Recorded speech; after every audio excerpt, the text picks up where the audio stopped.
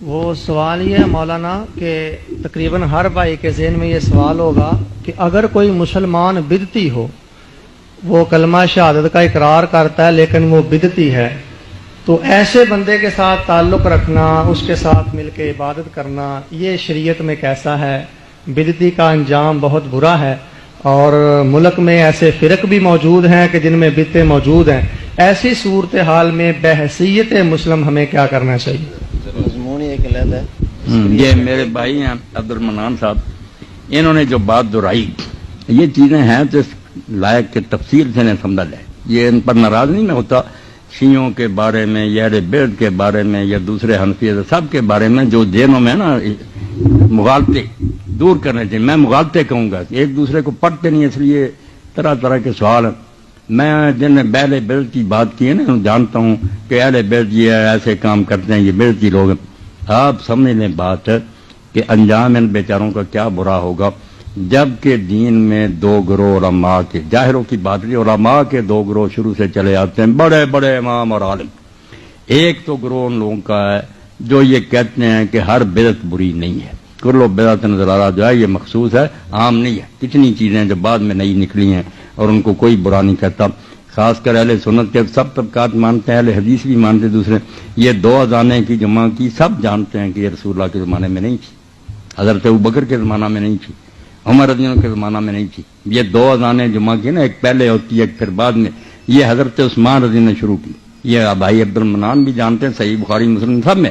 اب کون اس پر کہتا کہ حضرت عثمان بدعتی تھے، یا جو یہ لوگ اذانیں دیتے ہیں دو بدعتی سارے دے رہے، یہ بدعت نہیں، حالانکہ نئی بات نکلی ہے۔ تو پھر اس لیے بڑا گروہ علماء کا، بڑے بڑے ان کے نام کیا بتاؤں، وہ کہتے ہیں کہ ہر بدعت بدعت سیاح نہیں ہے۔ بدعت دو قسم کی ہے، ایک سیاح کہ نئی بھی ہے اور بری ہے، دین کو نقصان اس سے پہنچتا۔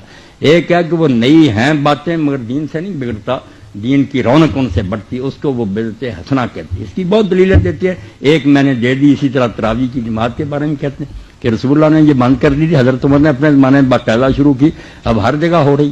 تو یہ کہتے ہیں کہ دیکھا چیزیں نئی ہیں مگر اچھی، کوئی بری نہیں۔ اسی طرح وہ گروہ ہے نا، وہ ان علماء کا ہم یہ امام نووی ہیں، ابن عبدالسلام ہیں، ابن حجر حافظ ابن حجر فتح الباری میں کہتے ہیں، شوکانی کہتے ہیں، یہ اہل حدیث کے علماء وہ کہتے ہیں بالکل ٹھیک، ہر بیت بری نہیں، بیت 5 طرح کی ہے، ایک حرام ہے، ایک مباح ہے، ایک مکروہ ہے، ایک جو ہے نا وہ بالکل واجب ہے، فرض ہے وہ بدعت۔ کہ یہ بدعتی فرقوں سے جو ہم مناظرے کرتے ہیں، علم کلام کی کتابیں لکھی، وہ کہتے ہیں کہاں تھی پہلے، لکھنی پڑی۔ تو یہ بحث علمی ہے، وہ کہتے ہیں ٹھیک ہے۔ ایک گروہ تھوڑا چھوٹا جو کہتا ہے نہیں دین میں ہر بدعت گمراہی ہے، تو یہ مسئلہ علمی ہے، جھگڑے کی بات نہیں، اس بات پر ہم کہے وہ بدعتی ہو گئے۔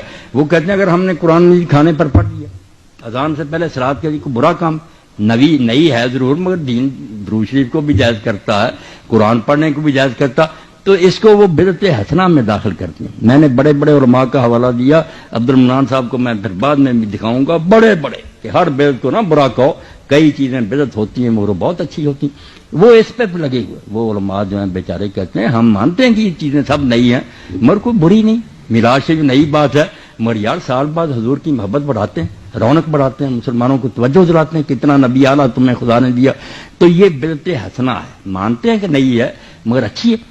تو یہ پیچھے سے اختلاف چلا آ رہا، بڑے بڑے علماء، اس سے کوئی انجام نہیں برا ہوگا ان کے پیروں کو، بلکہ امام ابن تیمیہ جن کو جانتے ہیں عبد المنان صاحب کے، ہمارے بہت بڑے علماء میں سے، انہوں نے خود یہ کہا اقتداء الصراط المستقیم میں کہ یہ لوگ بدعت جو کرتے ہیں وہ ان کے خلاف ہی تھے، مگر انہوں نے کہا آپ کو پتہ ہونا چاہیے کہ اللہ تعالیٰ ان کی نیت کا ان کو ثواب دے گا، بدعت ہونے کا عذاب ہوگا مگر اس لیے کہ وہ کرتے کیوں، حضور کی محبت میں کرتے ہیں۔ کہتے ہیں یہ نیت تو بہت اعلیٰ، اس کا ثواب بھی تولا جائے گا، اگر یہ بڑھ گئی محبت تو بدعت کا عذاب جو ہے کم ہو جائے گا، اللہ تولے گا او میرے نبی کی محبت نے کی۔ یہ خود انہوں نے کہا کہ میرے خیال میں ہے یہ بدعت کرتے مگر مقصد بہت اعلیٰ، اللہ اگر اس مقصد سے خوش ہوگا کہ نیت تو نیک تھی ان کی، تو آپ دخل نہ دیں، کسی کو دوزخ نہ بھیجیں، کچھ نہ کہیں، اپنی حد تک اگر آپ سمجھتے ہیں یہ کام نہیں ہونا چاہیے، میں بھی نہیں کرتا آپ نہ کریں، مگر کرنے والوں کو دعائی خدا کی نہ کافر کہیں نہ دوستی کہیں، وہ بھی ہمارے بھائی ہیں، اللہ رسول کے دیوانے ہیں۔